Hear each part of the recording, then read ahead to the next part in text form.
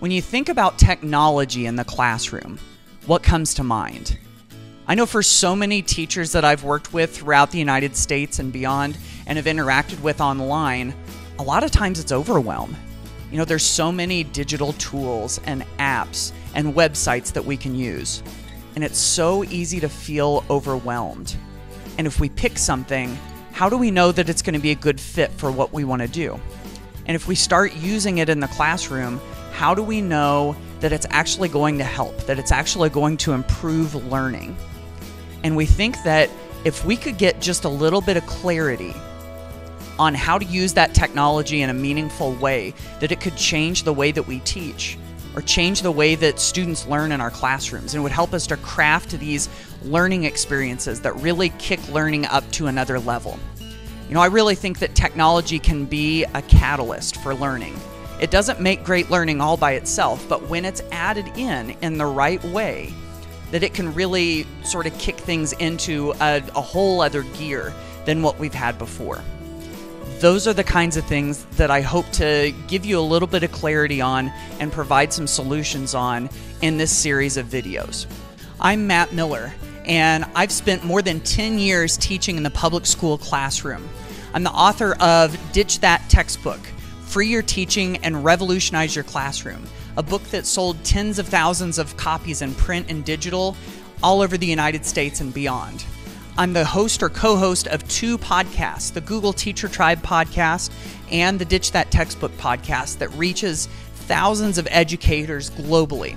And I've presented at hundreds of events and professional development and educator conferences all over the United States and beyond to thousands of teachers about how to use technology in the classroom in meaningful ways that boost learning.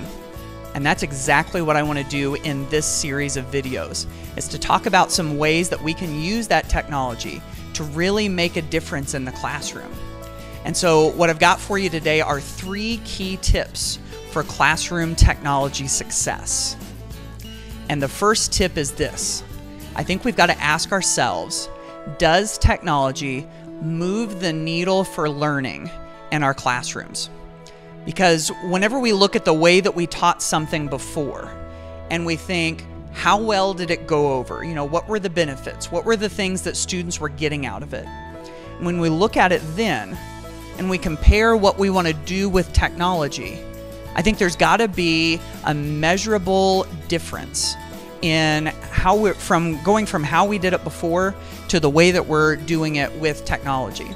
And I think there are lots of ways that you can measure those differences too. You know, it doesn't just have to be in points in the grade book. You know, just the reactions from students, the comments that they make, the quality of the work that they're creating. I mean, you can see it sort of all over the place. And so I think when we look at using that technology in the classroom, we have to think, is it really moving the needle?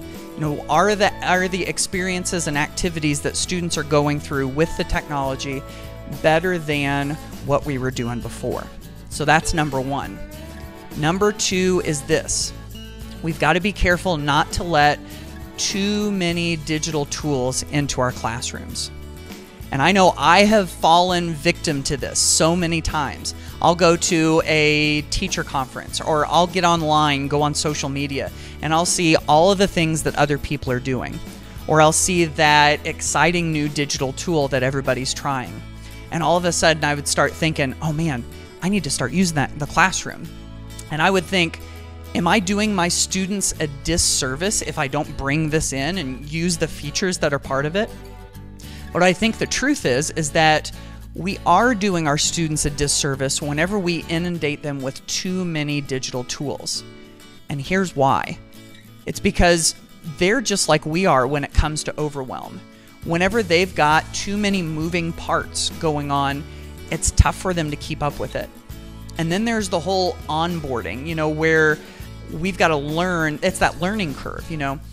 We've got to learn how to use the new tool. And we're starting to think about the tool more than we're thinking about learning. Now, there's some of that's to be expected, but I think we want to minimize that as much as possible so that we're only kind of like teaching the technology, so to speak. on the tools that are going to make the most impact on students. And so instead of coming up with all of these new digital tools that we can use, you know, we see this new thing, we see that new thing, and we want to try them out. Instead of doing that, I propose a different twist on that. And that is to take some of the digital tools that students are most comfortable with in our class and try to find a new twist or a new take on those particular tools.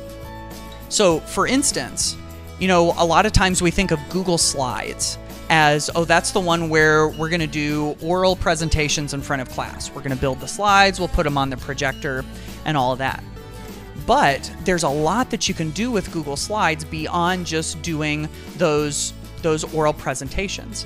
And so whenever we start to think about what are some of those other things we can do with the same tool, now all of a sudden we're getting new, fresh ideas with something that students are already comfortable with. You know, I think the goal is to try to make the technology transparent eventually. And if you think about the way that students use a pencil. You know, they don't think about the pencil whenever they're working, unless the lead breaks, you know, or they have to sharpen it or something. But we want that technology to become transparent so that when the students are using it, they're not thinking about, oh, how do I put that text box onto the screen? Oh, how do I use this feature? How do I do this one thing? It's just happening because they're comfortable with it. And whenever we have to come up with a new tool, then they sort of reset all of that and have to go through that learning curve. So the more that we can minimize those digital tools and provide new, fresh takes on the ones that they're already familiar with, that can save us time and have really, really great benefits and results in the classroom. And then the last one, number 3, is to go to their world, as in go to our students' world for ideas. And there's a couple of sides to this, I think. You know, one is we can look at the digital tools and the apps and websites that our students love and see if they fit in our classroom somehow. And of course, the best way to find out about that is just to ask. It's just to ask our students what they're using. And maybe even ask them how it could potentially fit into what we do in our classes. Now, of course, we know that not every single thing that students use is either appropriate for the classroom or is a good fit, even in the educational setting. And it's always a good idea to get your technology staff in the loop and make sure that you have their advice and their ideas when it comes to that, because there might be something about that tool that we're not thinking about.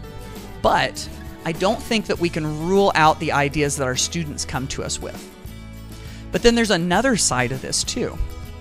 Because when we use the tools and the apps and the websites that our students are so interested in, really what we're looking for is to use that experience in the lessons that we teach. So if we can combine that experience of that particular app or digital tool with something that we can do in the classroom, then we've kind of gotten the same result. So let me give you an example. In my own class, several years ago, there was this app that was really popular called Vine. Vine would let you record these little short videos, and they were looping videos. And all of my students were, maybe not all of them, but a lot of them were excited about Vine. And so what I did was, I didn't have them all download the Vine app onto their phone and then try to create these videos, partly because not all of them were old enough for the terms of service. Not all of them had digital devices in their pockets. But we started recording short videos, and I used the term Vine along with it, so they knew the kinds of videos we were talking about. And now all of a sudden, they've made that connection to something that they like to do, outside of the class. They've made that connection, and they start to see how it's blending together with our class. And so then they would go around and talk about making vines in class. I was really glad that I never got a visit from the principal saying, "Do you really have these kids using Vine, using this app?" I just have to say, no, it wasn't really the app. It was just those kinds of videos. But see, we can repurpose what we have sometimes into these same experiences. I know another good example of that is some teachers will use, let's go back to Google Slides since we mentioned that earlier, some teachers will use templates that they build on a slide in Google Slides. and they'll have students fill in the information on the template to create an experience. So an example of that is social media. I've seen lots of teachers create these templates that look like a post on Instagram or Twitter or whatever. And basically what you do is you go in and you type, if we're using Twitter as an example, then the students can pull up this template, they can type in the text, and it makes it look like it's the text inside of a tweet because the background is all set up like a tweet on Twitter. You can change the little picture in this template to make it look like the picture of the person that you're tweeting for, and then change their name. And now all of a sudden, just by changing a couple of text boxes, now it makes it look like that person has written a tweet, and it's got that same look as it does on Twitter. But of course, nobody had to actually use the Twitter app. So I think that's another big question we can ask ourselves is, what are some of those other digital experiences or some of those tools and apps that our students really love? And how can we recreate those experiences in the classroom? So I think those are some of the tips that we can use to really ensure some great success. One, does the technology move the needle for learning in the classroom? Ask ourselves that. Number two, how can we avoid letting too many digital tools into our classroom? And then finally, how can we go into their world, into the students' world, to use either the apps and the websites that they love or to recreate that experience somehow? Now, throughout all of this, I can already hear some questions. There are always some questions that come through on all of this. You know, stuff like, how do you know that you're moving the needle for learning? How can you really tell that? Or how many apps or digital tools is okay? How do you know when you're getting too many of them? Or even, what do I look for whenever I'm looking for a digital tool? Those are all the kinds of questions that we're going to be talking about in this video series. And so in the next video that's coming, that's exactly what we're going to talk about. I've got 5 ways for you to find out how the digital tool is going to move the needle for learning. Like, how do I know that that's going to happen? That's the kind of stuff that we're going to cover in this next video. And so until then, I would love for you to check out the comment box down below this video and leave us a comment and maybe talk about how can you tell that the needle is moving for learning in your classroom? How can you tell if you've got too many digital tools? Or what's your way of making sure that it's a good fit? Or maybe how have you gone into students' world to come up with ideas that you can use in your classroom? If you've got any questions about any of the stuff that we're talking about, feel free to stick those in the comments too. Of course, feel free to share any of this on Twitter or Facebook or anywhere in social media. If you like what you're seeing and want to tell other people about it, feel free to do that. So, can't wait to see what you've got in your comments, and I will see you on that next video.